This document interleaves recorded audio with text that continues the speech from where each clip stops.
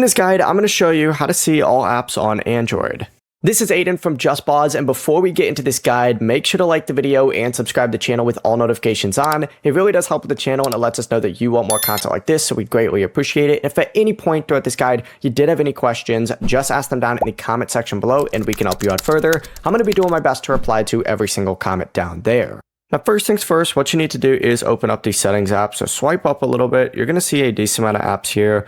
Hit Settings, and then from here you need to scroll down a little bit, and you're looking for apps. So scroll down a little bit on here. You're going to see apps on this section. Go ahead and select it. I think I swiped past it.